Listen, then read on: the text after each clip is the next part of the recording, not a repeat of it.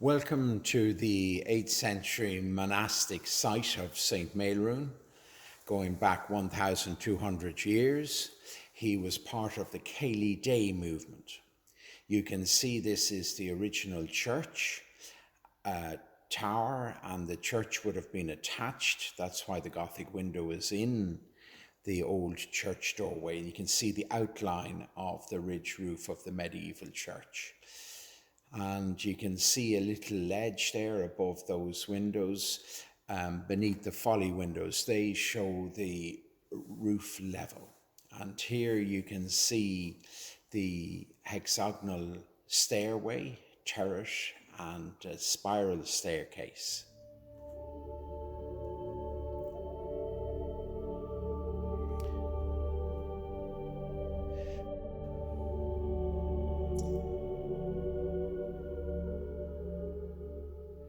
And as I say, you can see the modern church of 200 years was built parallel to the tower and linked by a lobby. A Gothic style semple.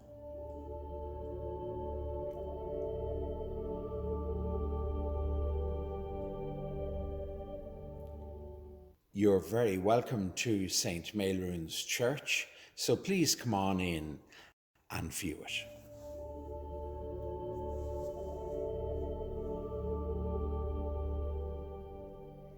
You can see that it is a little country church, and it would have originally been plastered, which was stripped off at least 50 years ago.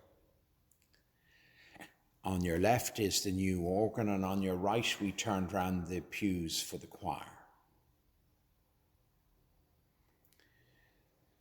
You can see the screen, the Rev'd screen with Alpha and Omega. Christ said he was the complete, the A to Z. And in the center panel, the wheat and grapes representing the bread and wine at communion.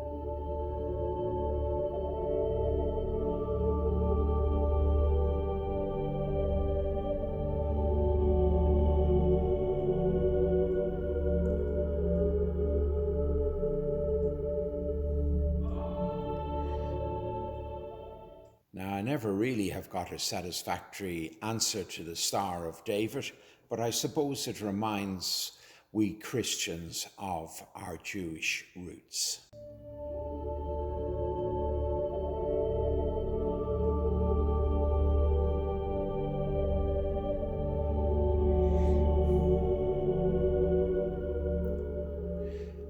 One of the best windows is hidden to the right. I think it was in memory of a previous rector, to challenge his successors. It is the sower sowing the good news. Some fell on the path of hard hearts, in the crevice of the shallow heart, or amongst the weeds of materialism that choked it.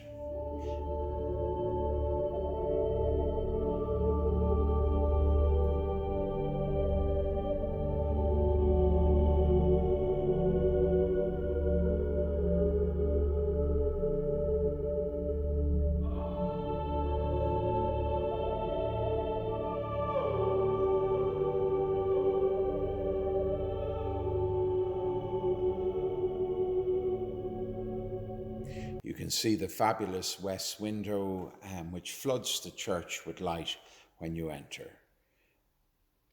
And the reply to the sower: some seed fell on good land, which gave many 100 times the harvest of believers. And you can see the angels at the end of time reaping the harvest of believers. I do enjoy the fact that this is in memory of the previous rector's wife and daughters. I wouldn't like to say doing the harvesting.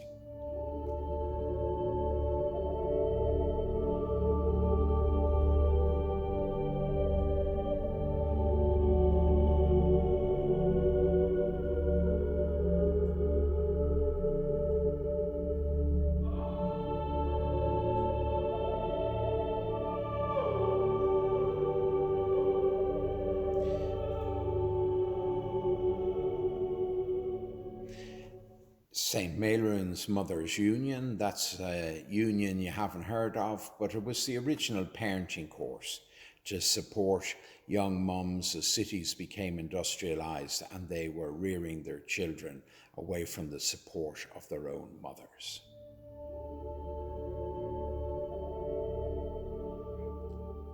You can see our pulpit is low and to the side, like what you would have had in Catholic churches in the past.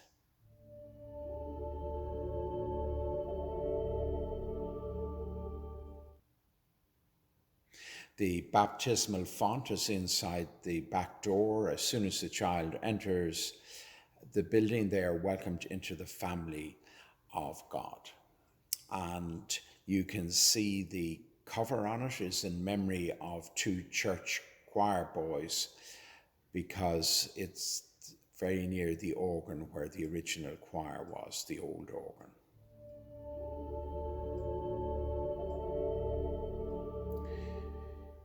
Here we have a tablet to Allington, and we think of the housing estate opposite the old mill, or St. Bridget Burke's, what was St. Bridget Burke's.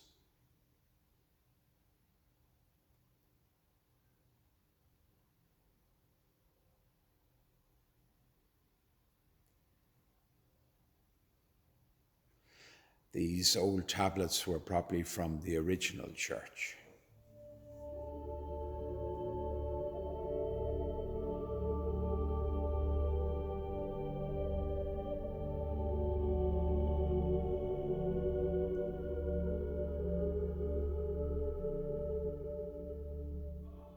You can see in the west window a sample of Evie Hone's work, stained glass artist, the equivalent of Harry Clarke, female equivalent. She would have thrown it out, but it was rescued by Patrick Pye, who kindly gave it to us. The old organ here, that would have cost twice as much to repair as to replace. You can see Hancock's tablet, and his book, The History of Tallaght. And in the corner, our exhibition of the history, and including the St. Maelruain's Missal in the Royal Hibernian on Dawson Street, and the Martyrology of Tallaght. It's like a saint's calendar. And I think it's terrific in the centre of the new Dublin GAA jersey. Instead of the three burning castles, we have St. Maelruain's Missal and St. Maelruain's Cross. I think it's terrific that Tallaght has got such a good shout. But of course, we do go back 1,200 years. Or at least the site does. You can see here a tablet in memory of a previous rector or parish priest.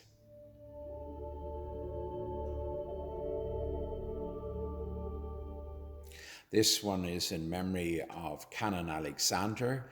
He was here at the time of the population explosion when the city moved out to Tallaght, and we were able to stand alone apart from Clondalkin and Rathcoole parishes.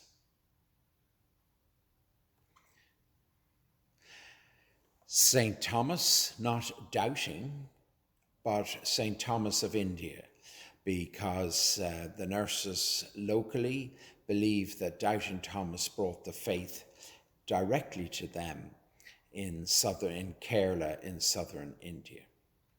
Here we have our map of the new parishioners of the last 20 years from all over the world, as you can see, but mainly from Nigeria and India, but many other African countries as well.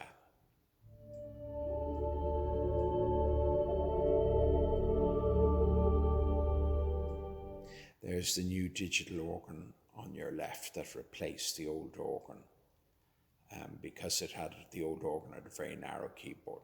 This is the west window that isn't blocked by a tower, and hence floods the back of the church with light to welcome you on arrival.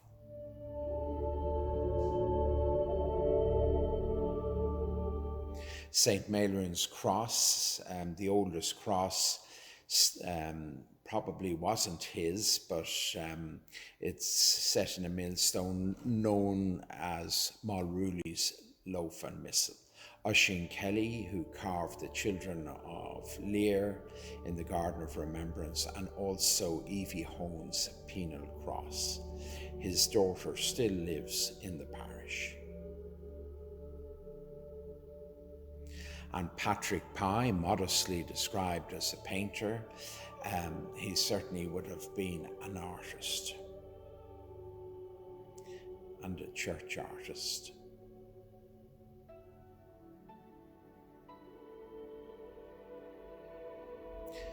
George Otto Sims, the previous primate of all Ireland and a great Book of Kells scholar, even wrote a little children's book on the Book of Kells. And the reason he's buried here is that he married a local woman called Gwyn, and Oisín Kelly did likewise. Here is Canon Alexander's predecessor,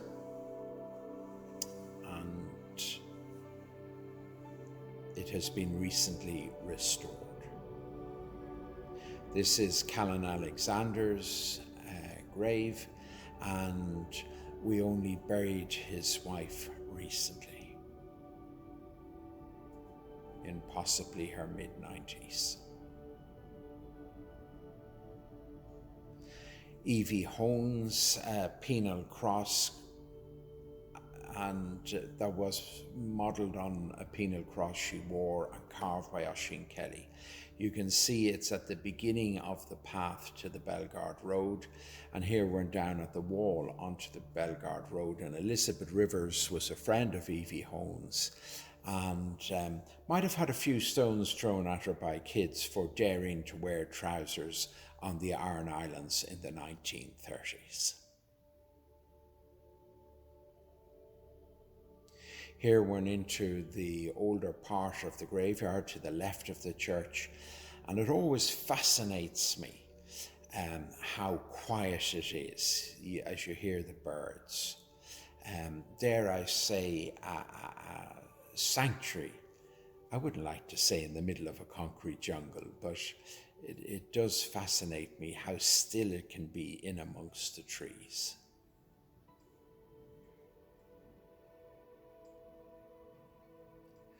You can see the modern part of the graveyard opposite what was the IT College, now the Technical University of Dublin Tallaght campus. But we'd like to remind them that Tallaght has been a place of learning back 1,200 years, long before the college arrived.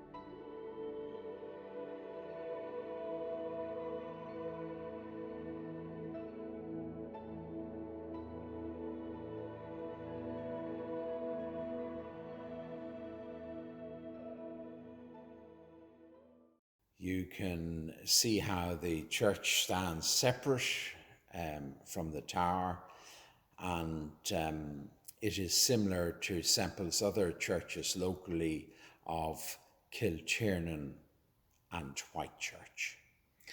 And the tower, it used to be a great treat after local schools. There are 40 local schools.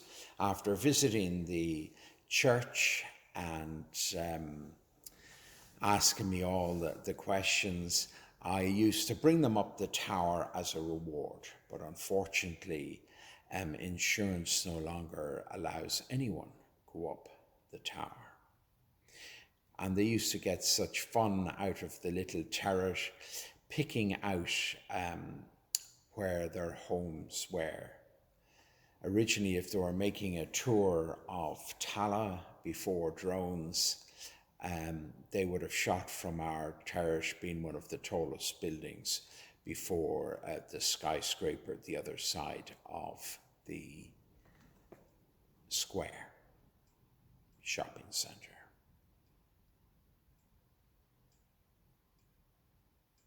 You can see our modern hall built in the allotment gardens of the church cottages, and you can see the one-room schoolroom, rather like in Ryan's daughter, protruding out the back of the master's cottage, where he could have walked directly in. The bell is about 100 years old, and while it's rung by a computer timer, still has that lovely tone of a genuine bell. You can see the losset just inside the main gate. It would have been outside and would not have been up on these Victorian grave curbs. You can see that unfortunately it is cracked, and that was by Cromwell's forces. He wasn't too fond of us, and thought we were too Catholic, probably. A losset is a flat board for rolling bread, so you can see that it isn't a bowl, but in fact flat like a bar tray. Was it for pilgrims to wash their feet? Unlikely, certainly unlikely that it was for baptism. We really don't know.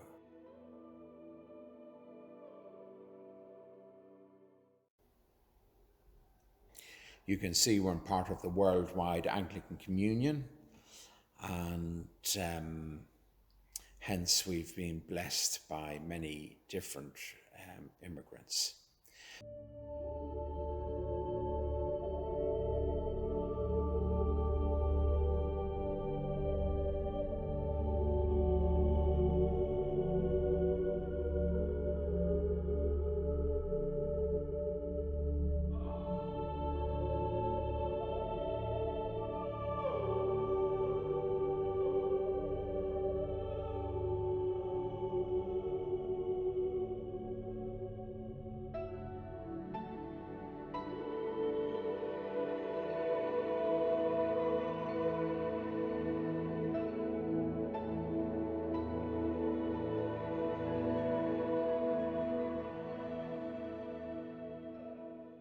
While it might be closed during the week, please feel free to contact me, and I gladly open it for you.